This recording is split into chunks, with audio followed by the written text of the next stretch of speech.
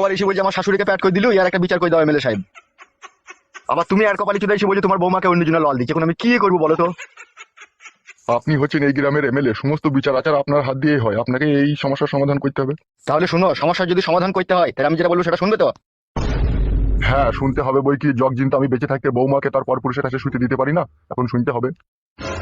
তাহলে আমি যেটা বলছি ভালো করে কথাটা মন দিয়ে শোনো। হ্যাঁ শুনছি, বলেন। তোমার বৌমা হচ্ছে খবির চুদা ইতলত মেয়ে। তাই নাকি? হ্যাঁ হে। তা তুমি তোমার বৌমাকে যদি ঘরে রাখতে চাও, আর তোমার বৌমা যা চুদনখোর মেয়ে, ওকে একটা বিলাটি ডগ কিনে দিতে হবে। সেটা আবার কি ডগ মানে? আর কপালি চুদা বিলাতি কুকুর কিনে দিতে হবে তোমার বৌমাকে। কুকুর লিখি করবে গো? ওর ওই মাসির ছেলের কাজটা ওই কুকুরেই করে দেবে।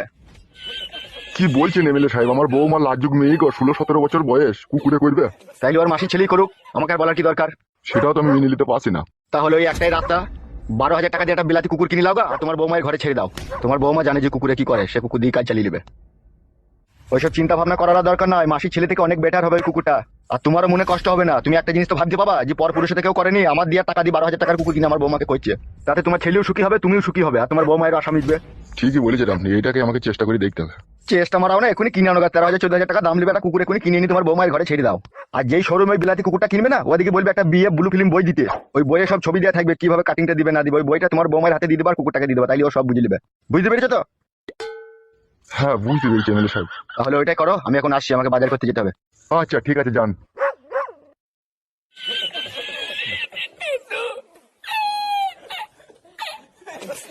ঠিকই বললো এমএলএ সাহেব, এখন মান সম্মান বাঁচাইতে গেলে এখন ওইটাই করতে হবে।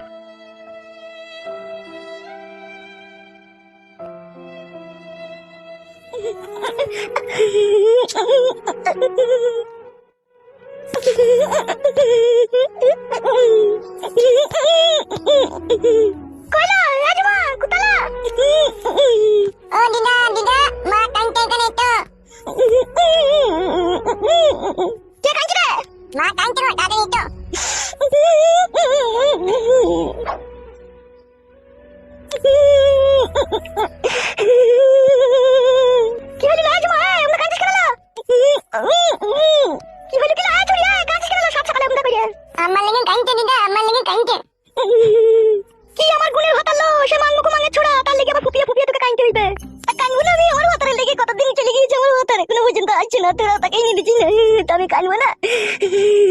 তুই ঠাকুর কি বলবো বল, কদিন আগেই তো তোর ভাতা তোর মাঙে মুটি দিছিল, ডাবল ভাতা লেগে কাঁদিস তো।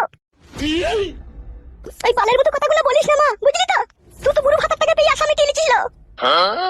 আর আমার বয়স কত হইল? এই তো 24 বছর বয়স হচ্ছে, আমি ভাতাকে ছাড়া একা একা শুই থাকি করে। আমার যখন হালহালানি হচ্ছে তখন কে মারবিল, কে মিটাবেল ওই হালহালানিটা? এলা ছুরি তো আমার উপরে রাগ করছিস, আমি কি তোর ভাতাকে বলেছি বাড়ি থেকে পালাইতে বল? বাবা খুঁজতে গেছি না, তুই খুঁজছিস না, তুই এমএলএ সাহেবকে নিয়ে ব্যস্ত থাকছিস, সে তার বৌমাকে নিয়ে ব্যস্ত থাকছিস, আর আমার কি হবে তাহলে? হ্যালো ছুরি, যখন হালহালানিটা তোর উঠছে তখন ওই শলি বেগুন দিয়ে কাজ চালাইতে পারছিস না তুই? বলেন কি? তুই লিগা তুই বেশি করে ভরগা শলি বেগুন, আমি নেবো না। তা তুই যখন জমাই মানেগুলিকে কাঁদছিস, সে মানেগুলো পাবি কোথা তুই? সে তো অন্য মাগিলি তার হালহালানি মারছি।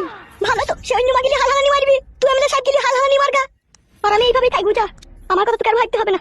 তুই কি ছুরি লো? হ্যাঁ, তোমার পয়সা জুলুম চাপাচ্ছিল, আমি কারো উপরে জুলুম চাপাইনি কু। হ্যালো এমএলএ সাহেবের ওই 4 লাখ টাকাটা লিয়ে আনি, তুই দামি দামি শাড়ি চুড়ি গয়না কিনবি, রাস্তাতে যখন হেঁটে যাবি কত ছোড়া দেখবি তোর পায়ের তলায় এসে গড়াগড়ি মারবিল, একটু ধৈর্য রাখলো। কত ধৈর্য রাখবো? তুই বাইকে থাক, আমি এমএলএ সাহেবের সাথে দেখা করতে চললাম, আর ওই 4 লাখ টাকাটা লিয়ে আনতে চললাম, চা করবি করগা তুই। একটা কথা শুনমা, মন খারাপ করিস না, বুঝলি তো? পয়সাতেই সবকিছু, যখন তোর কাছে 4 লাখ টাকা থাকবে না, তুই যখন ঢাকায় জামদানি শাড়ি পরবি, যখন গলায় একটা সোনার নেকলেস দিবি, 2 হাত ভরি চুড়ি দিবি, কপাল ভর্তি করে সিঁদুর দিবি, কত মাঙের ছোড়া দেখবি তোর মাঙের তলায় এসে গড়াগড়ি মারবিল। একটু ধৈর্য রাখলো, একটু ধৈর্য রাখ। তুই ফাটা কুকুর বেটা জমায়ের তো ইঁদুরের নাজের মতো লিঙ্গুলো, ওয়ালি তোর আরাম হয় না আমি জানি, সেই জন্য বলছি একটু ধৈর্য রাখ। 6 ফুট হাইট ছেলে একটা পছন্দ করবি, এই সিনা চওড়া ছেলে পছন্দ করবি, তার বাম্বু হবে দেখবি বাঁশের মতো লম্বা, ওইরকম ছেলে আমি এখন কোথা পাবো? সব পাওয়া যাবে, সব পাওয়া যাবে, একটু সেজে গুজে যখন রাস্তা দিয়ে বেরোবি কত ছেলে পাওয়া যাবে দেখবি, একটু ধৈর্য রাখ, একটু ধৈর্য রাখ। মন খারাপ করিস না বস তুই, ঠিক আছে? আমি এমএলএ সাহেবের কাছ থেকে আসছি। বেশ ঠিক আছে, তাড়াতাড়ি যাবি আর আসবি, যাবে দেরি করবি না। আমি তাড়াতাড়ি যাবো, আর আইবা তুই শ্বশুর কথা কুকুর বেটা বাড়ি এলে তাকে খেতে দিয়ে দিবি। বেশ যা, তুই যা।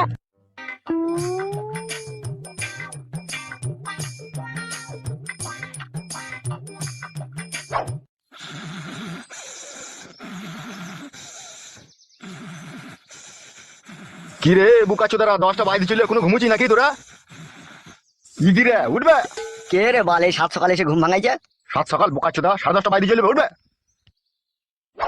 7 সকালে এইভাবে কেউ তুলাই? ভাইজান পিলি চুমকি গেল তো। উঠ উঠ উঠ উঠ উঠ।